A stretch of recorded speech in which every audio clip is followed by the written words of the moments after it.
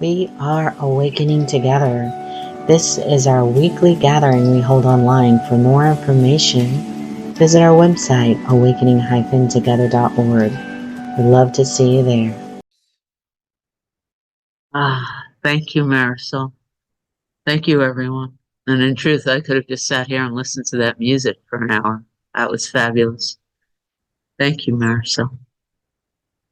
And this is where we get to greet one another in the chat as we play our opening song, We Are Awakening.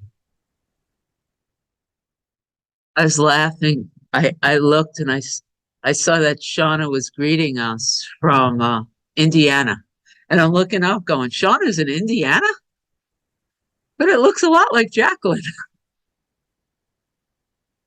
Our purpose. We are an assembly of equals joined in common purpose, awakening to one true self. Within an appearance of many faiths, many cultures, and many symbols, we seek to discern one truth and rest in its embrace. And I've chosen for this gathering, hi Sandra, I'm being distracted. Core value number 5. We accept all forms as temporary appearances permitted through enduring awareness of self. We live this value by honoring all appearances and all experiences while continually reflecting on changeless truth. Now we go to announcements.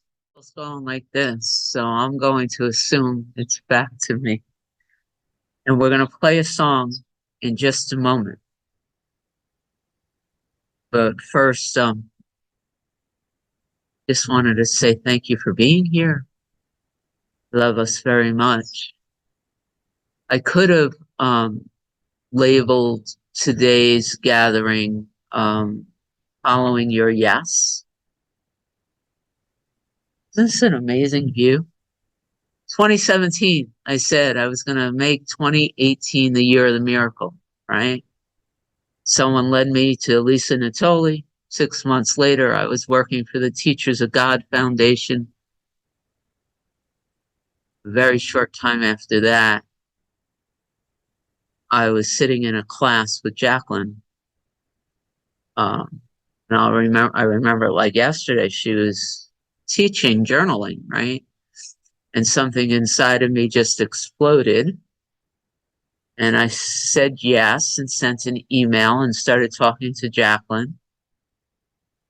And now I'm here 5 years later,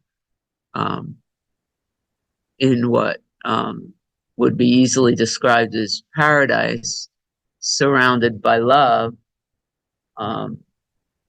technically minister in residence, but mostly just fully immersed in what happens when you say yes to the divine and you follow your bliss. And it's not always easy, and there's a lot of trust, and there's a lot of stepping away from who you think you are and what you think you need. That being said, Marisol, how about we play the first song?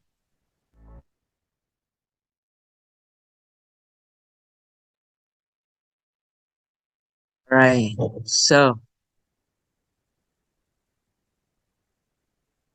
from Regina, I learned the prayer. Thank you for everything. So I begin the invocation, the prayer for this gathering with just that. Thank you. Thank you for everything. From the voice of Joel Goldsmith, the prayer becomes, I set the intention. I pray only for the joy of experiencing only God, only the divine, and then we allow whatever happens to happen after that. And my intention for this gathering and for my life is simply to surrender all the blocks to love's presence, to surrender anything and everything that would keep any of us from being touched, from knowing the truth of who we are.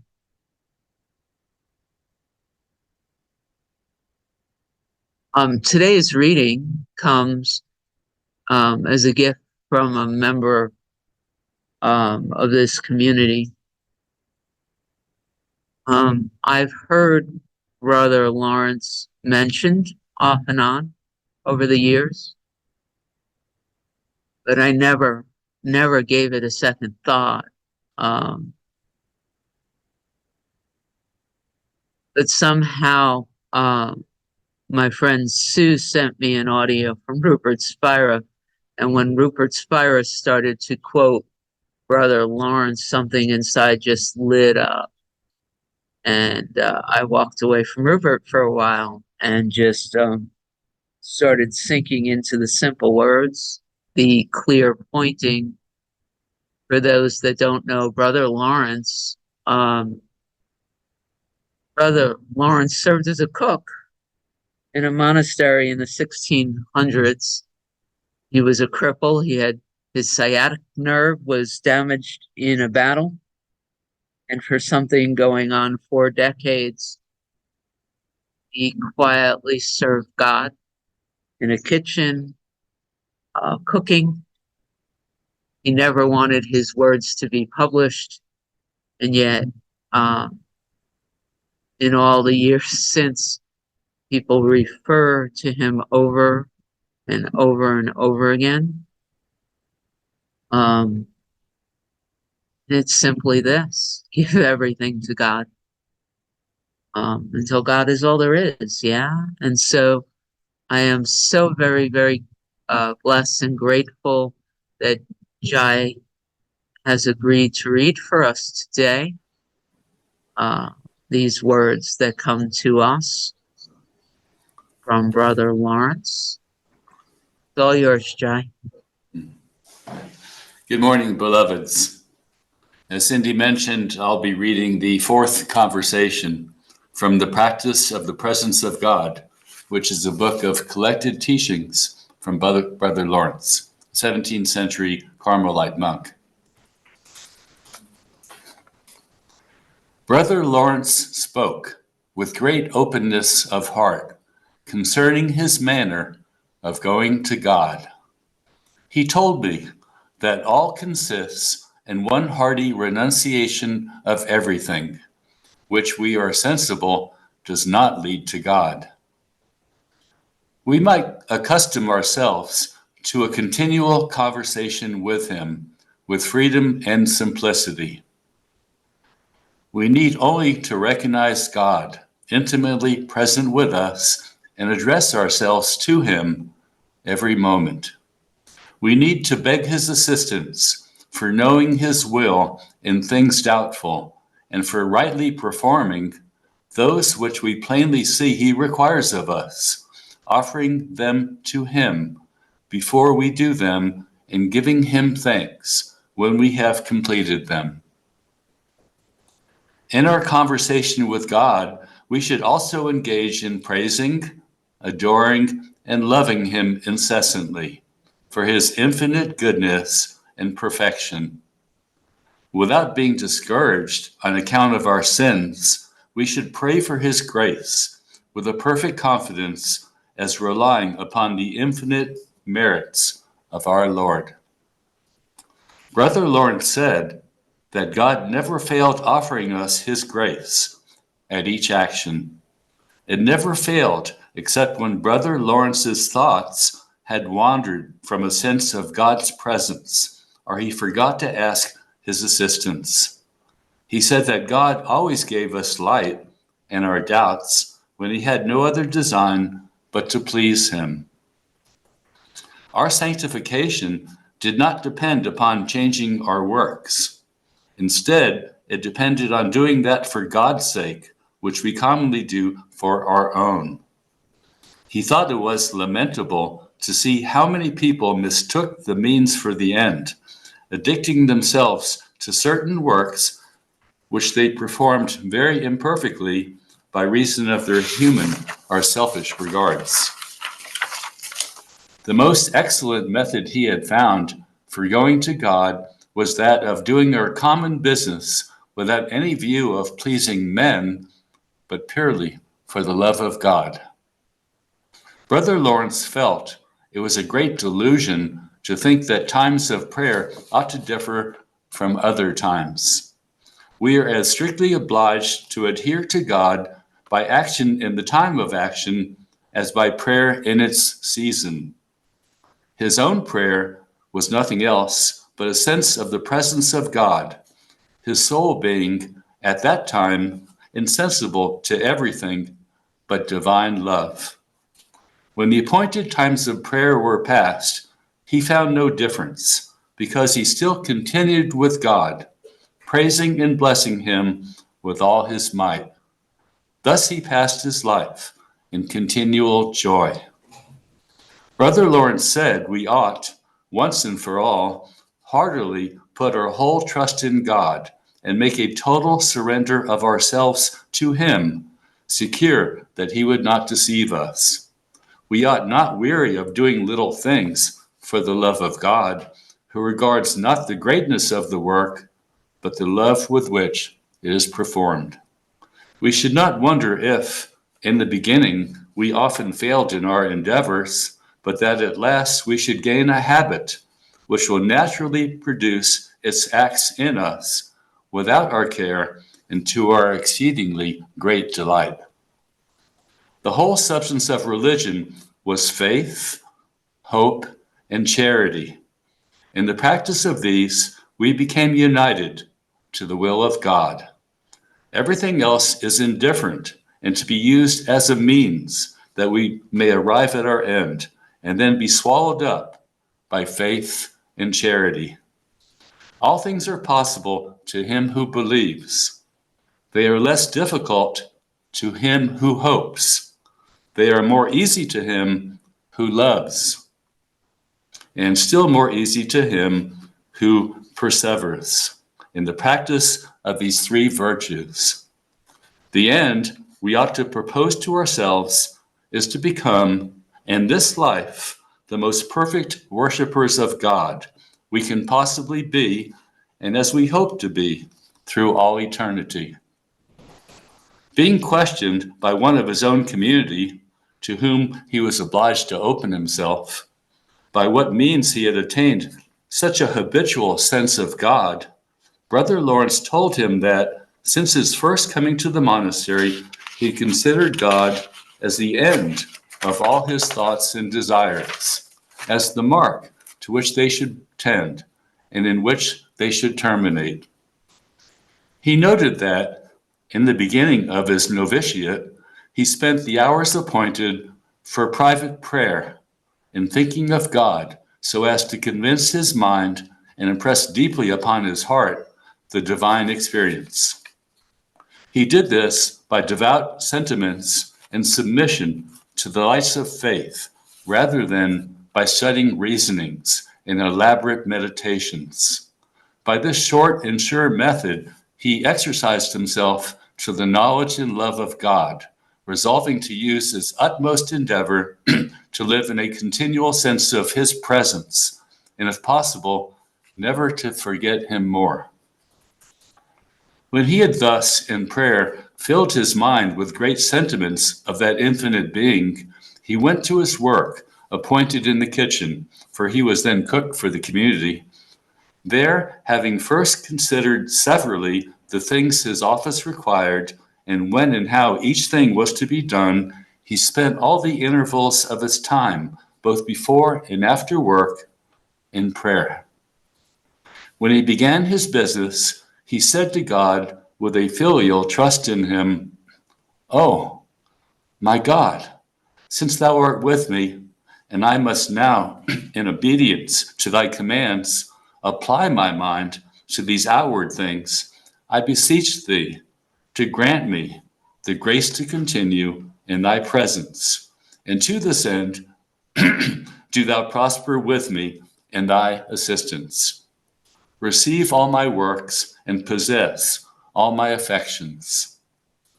As he proceeded in his work, he continued his familiar conversation with his Maker, imploring his grace and offering to him all his actions. When he had finished, he examined himself how he had discharged his duty. If he found well, he returned thanks to God. If otherwise, he asked pardon, and without being discouraged, he set his mind right again. He then continued his exercise of the presence of God as if he had never deviated from it. Thus, said he, by rising after my falls and by frequently renewed acts of faith and love, I am come to a state wherein it would be as difficult for me not to think of God as it was at first to accustom myself to it. As Brother Lawrence had found such an advantage in walking in the presence of God, it was natural for him to recommend it earnestly to others. More strikingly, his example was a stronger inducement than any arguments he could propose. His very countenance was edifying, with such a sweet and calm devotion appearing that he could not but affect the beholders. It was observed that in the greatest hurry of business, in the kitchen, he still preserved his recollection and heavenly mindedness.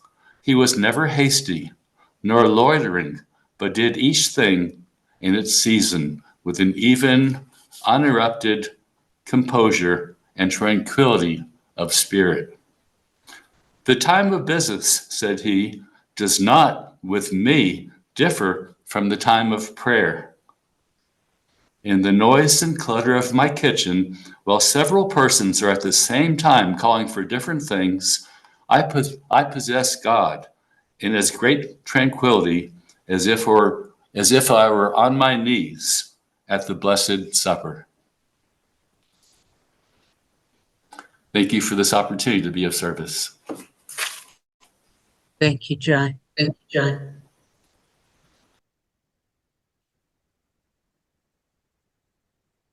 I'm just, well, there are tears in my eyes. I'm taking this moment to sink in. And I have a memory of saying this once or twice or 1,000 times before, but I have nothing new. I have nothing new to share, which is extraordinary. I used to think this path was special, or hard. It's neither of those things. It just takes, it takes, number one, knowing what it is you want. And I invite us all to just sink in for just a second. What is it that you want? Why are you here? Almost doesn't matter what comes up. The fact that you're here means that you were called to be here. Depending on how your heart feels in this moment, and I gotta be honest, mine kind of hurts. There's a pressure here. There's a little inner battle between standing out of the way and letting the divine move through, and a sort of egoic desire to do well. And I'm watching that happen inside. But ultimately, I'm here because there's no place else to be. Because the desire to know the truth, to embody the truth, to extend the truth is stronger than any other aspect of my life. Why are you here?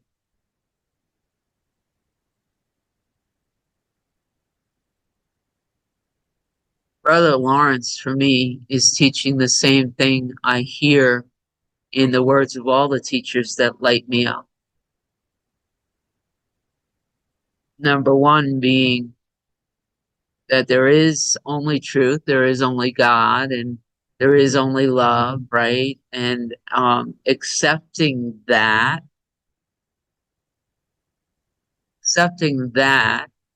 we can let go of, deny the power of any of our stories or thoughts that turn us away from what we know God to be. Right?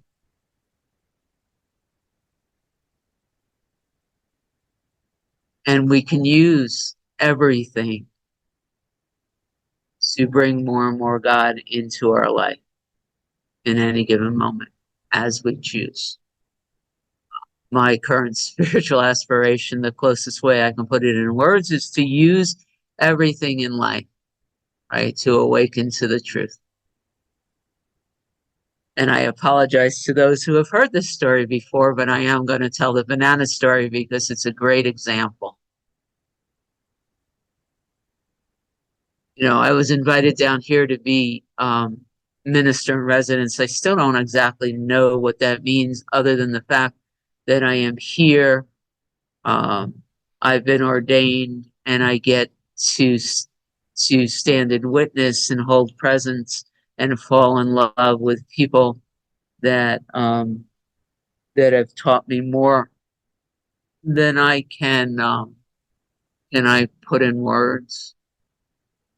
But I'm here, and I've had an opportunity over and over and over again to let go of my stuff, right? And in the first week that I was here, when I first got here, Azan left me a basket of fruit. He said, Michelle got fruit. You're going to get fruit. All the ministers get fruit, and it's great fruit. And I ate the citrus, and the days go by, and I had one banana. There were 3 or 4 bananas, and there was one early morning where I woke up at 4 o'clock in the morning, and the smell of perfectly ripe bananas filled my room. And all of a sudden, it was like the telltale heart. I couldn't stand the bananas, the smell of the bananas. And so, it's 4 o'clock in the morning. I picked up the bananas and I walked to the outside kitchen and I threw them away. A number of hours later, and I'll confess, it was during a Sunday gathering, I made an announcement. And then, for reasons I cannot tell you, because this is a miraculous universe, at exactly the right time, I turned my video off. I stepped out of the room, and a friend was in the outside kitchen, and I said good morning. And while I was standing there, she opened the garbage, she looked down, she said, somebody threw away perfectly good bananas. And then she turned and she looked at me, and she knew what she did. Do you know who threw away those perfectly good bananas? Now, I could have lied. I could tell you in all honesty, guilt and shame, like there was nothing like you could describe, just exploded in me. You know, how guilty can you be? I threw away perfectly good bananas. But I just looked at her, and I said, I did. And it took just a few minutes, and the bananas were removed from the garbage, and they got into the freezer, and they're going to become a smoothie or banana bread or something. And I had, the first choice in this point, right? I could have lied. Nobody would have known. I could have nobody but God, I guess. I could have said, I have no idea who threw away those bananas. How awful. I admitted it. So here I am, new to the community. In my head, I've committed this sin, and I sat and I let it burn. Right? knowing that my life, everything in my life, God loves me so much that I'm being set up to find these hidden beliefs and to allow them to be released. And how cool.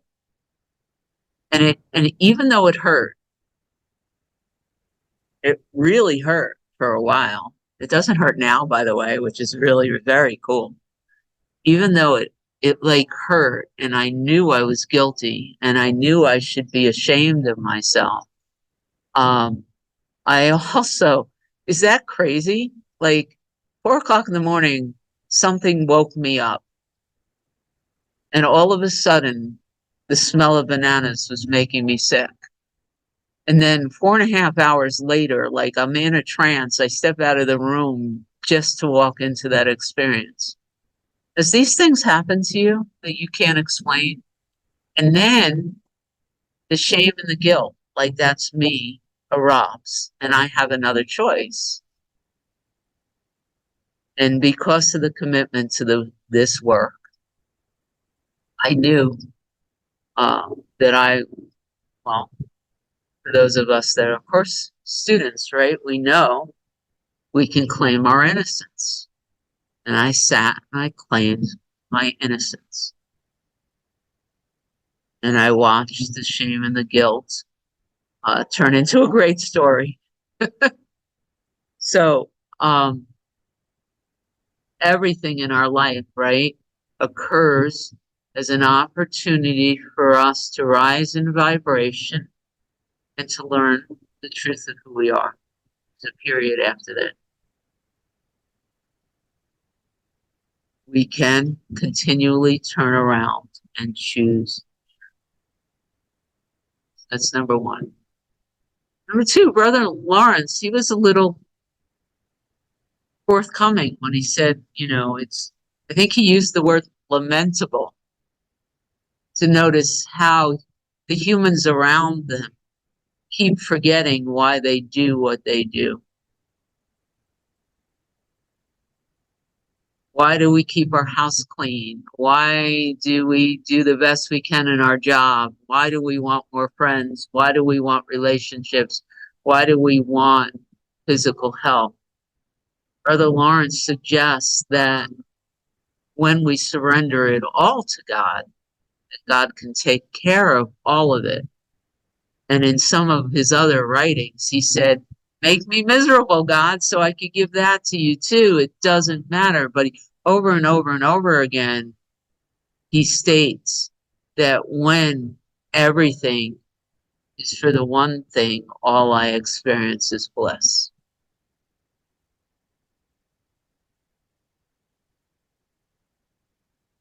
The other thing, and this is a huge part of what we do here at Awakening Together, he said in the beginning it was hard. And he needed to continually make the conscious decision to practice. Right? We have to keep coming back.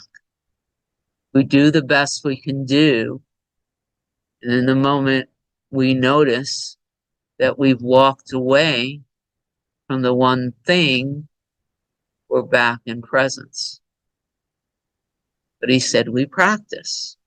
So he had to consciously remember to practice talking to God, giving it up to God, being with God, releasing the guilt and the fear and everything else. And then after a time, and this is actually Joel Goldsmith's teachings and the way it lands in me too, and Joel calls it practicing the presence, and Brother Lawrence's work is also called practicing the presence. We continually practice, and at some time that is outside of our conscious control, there is a switch. Regina's talked about it too, right? A lot of what we've learned here, when we do root cause inquiry, for instance, in the beginning, it becomes really, really useful to write it all down and go through the steps. In the beginning of our practice, when the ego voice is really loud, we're taught to continually pause and ask. That's an inner Ramana teaching, right? What do I do now? What now? How about now? And we pause and we wait and we practice and we write and we allow inner guidance to come through the even though the ego mind is loud. But after a time, I mean, I've heard Regina say in my heart anyway, we don't have to do that so much anymore. You know, at some point, the guidance, you know that you're being guided by that higher voice. When the invitation came to be a visiting minister here in Ahihi, I got quiet. It wasn't the thinking mind. The thinking mind could have had 1,001 reasons to say no, but I got quiet and I knew I was coming. That's number one. And then I got quiet and I knew it was October. I didn't know why, but I said yes and took the steps, and it's been extraordinary. But for years I practiced, and for years I still pick up the pen every day. And when the thinking mind is thinking loud, we can tell, and we wait for it to die down.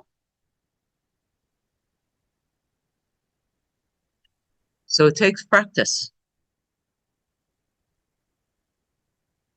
Here's the other thing he said very clearly, which is also a big part of my practice anyway, is it's not the formal practice. And how many of us over and over and over again are looking for the right teacher, the right practice, right program. If only I find the right book.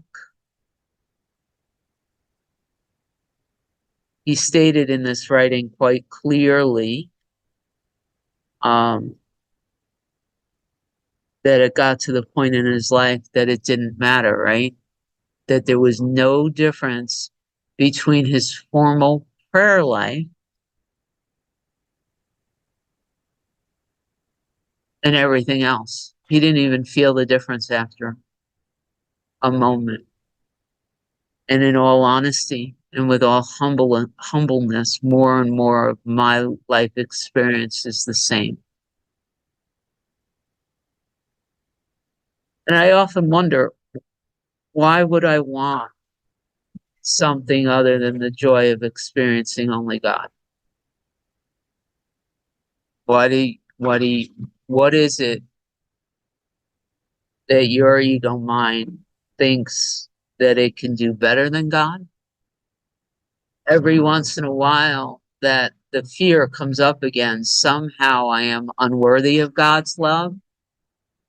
But the teaching suggests that doesn't even make any sense, and I don't really understand it. It could fill me up like it's real, sort of like the shame and the guilt when I threw away those bananas. But it doesn't make any sense. So we don't have to give it a lot of credence. We can allow it to burn away, and something else always shows up underneath it.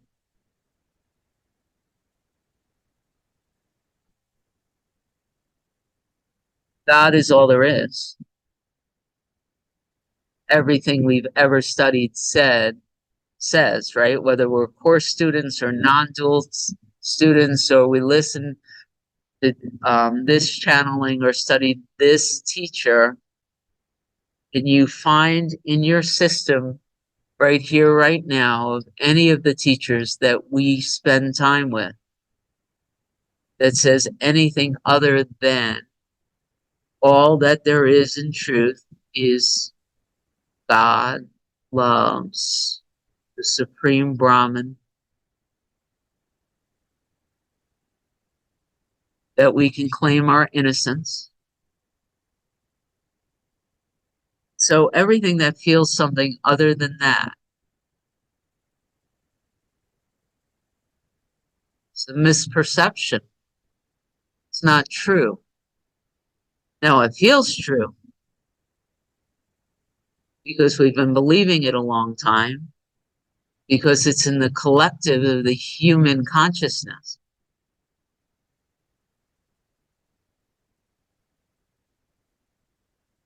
But we're here in this moment now because we've been called into a new vibration, right? Just because I've been walking around with this in my head. Just because it looks like a duck and quacks like a duck and walks like a duck, it doesn't mean it's a duck. It just means that there's a belief in our head that has called it a duck. You know what it is? It's God. And I'm going back to my buddy Joel now. It's simply God expressing itself in the form that the human population is called the duck, but it's still God. It's still love, still light, still beauty, still joy.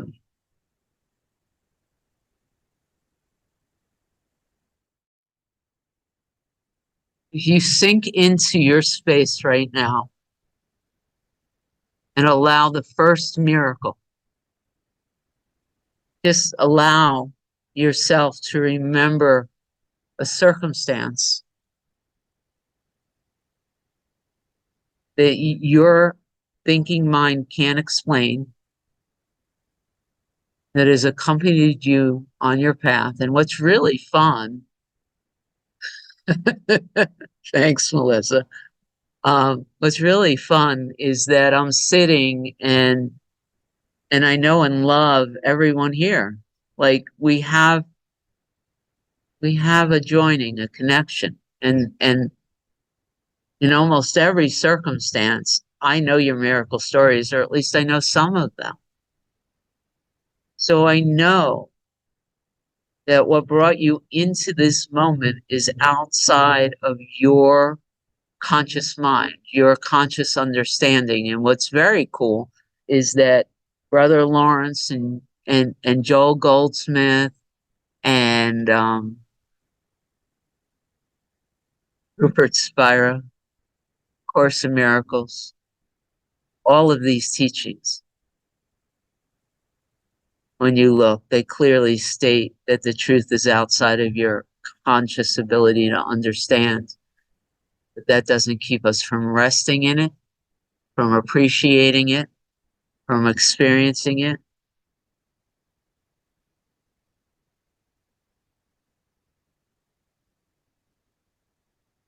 So just allow that to come in, allow it to show up right here, right now. And hold those memories in your collective, in your mind, so that when those worldly problems show up and the thinking mind says, man, I don't know how to fix that, or why is this happening to me? Allow all of that to sit next to these personal, intimate miracle stories and recognize you have a choice as to where you're going to place your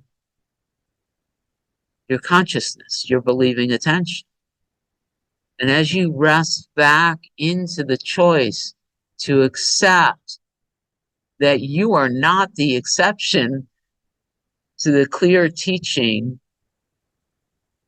that you are an expression of God's love and all is well in your world, you can allow those miracle happenings to resolve any problem you're self-referencing. I program your imposter self, your ego is going to present for you, because it keeps doing that. And as you continue to allow that to fill you up, I invite Marisol to play our second song. There's no real... Me again, I was going to take a few minutes and talk about this place and this experience, I don't know how to do it. It's all my friends Tim and Ricky, they cook a lot. I've been having the greatest time with them, and I'm laughing. And this is the best before I open it up for conversation. Um, Extraordinary food and extraordinary love and extraordinary everything. But what happens is when Ricky feeds you, then he goes, and so which one was your favorite? I keep hearing him say it over and over again. So which part was your favorite? Which part was your favorite? And it's the company, it's the connection, it's the yes, it's the love, it's the dance, it's being here, it's everything that happens when I say yes. Man, I love us so much. So this is the time. I actually followed the time. I did forget. I apologize. I literally had it all written down, and the one thing I forgot to say is we are a church. And so if you are field to donate, I believe Marisol, there it is. Marisol put in the link, and we have time now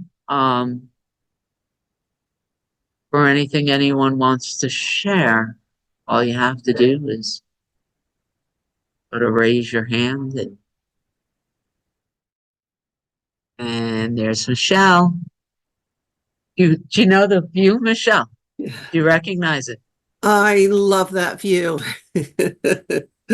And thank you for such a beautiful homily. I really felt some things drop in during the reading. And the thing that dropped in most clearly, and I'm feeling very emotional, so I hear my voice crackling, is the recognition that beneath every desire has been the desire for God.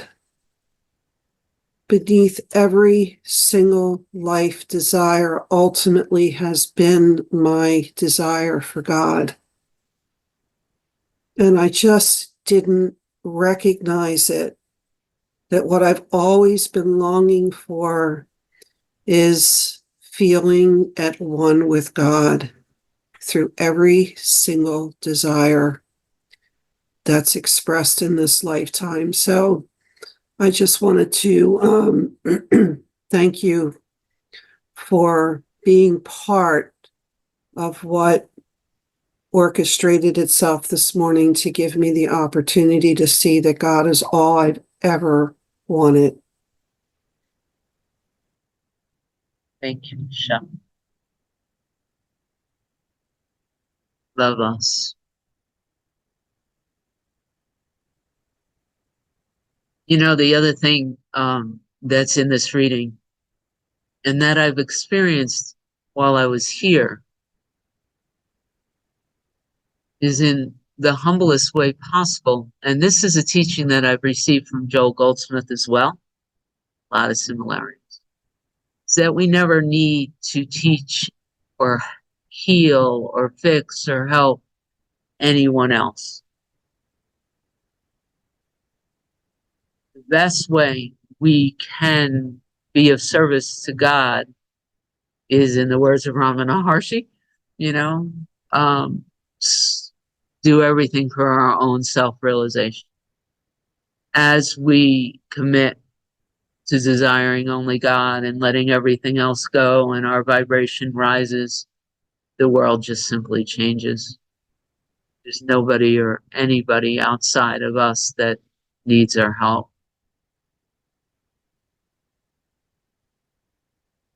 Is there anybody else that wants to say anything? If not, if I remember properly, there's another song. Dan. I'm gonna get a hug from Dan in a few days. It's all yours. Thank you. Yeah, I just wanted to share a couple of things that occurred to me. during my journey here in Indiana, near Kentucky, with Jacqueline and Connie. A couple of days ago, we were playing golf, and I wasn't doing very well, and I became disheartened, and actually said, "Oh, I'm gonna quit keeping score. I'm just gonna step away." And afterwards, I felt shameful. I actually felt, well, that was rude, and there was this judgment, and I'd hear, you ought to apologize. And then I was like, no, there's something amiss here. And even this morning, when I was opening a bottle of syrup, I couldn't get the cap off. My hand was hurting. And I was like, oh man. So I asked Jacqueline, and she deftly unscrewed the cap. And I was like, well, so much for your manhood. And that was one of she's laughing over there. That was just another one of those kind of like self-imposed punishments.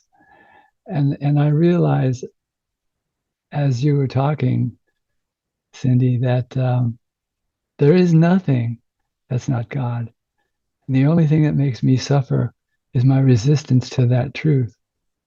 And that is so clear. And that's how I can be in service 100% of the time. If I'm just clear on that, then all these other emotions, anything that comes up that's not just peace, is not true. And it means nothing, just nothing. So I just wanted to share that. Thank you. I was muted. And I was saying, thank you, Dan, and I'll see you soon. Melissa. It's not really Melissa, by the way, it's God. Good morning. Good morning. Can you hear me? So you're a little garbled. Is that better at all? I think so. Okay. I was just beautiful homily. And Dan, I just so appreciate your share just now, because we just recently had a family member transition, and reflecting on it, it was the transition of the body. And I know as we all get older and our bodies start breaking down in different ways, it's just the realization to say, like Cyndi said, yes to whatever is, and not take it personally. But your share opened up my heart, as did everybody's here. And Michelle, thank you so much. But yeah, just to see everything for the awakening, as opposed to stuck in the belief that that's what we are. So thank you. Thank you. And my heart's with you, Melissa. Love you.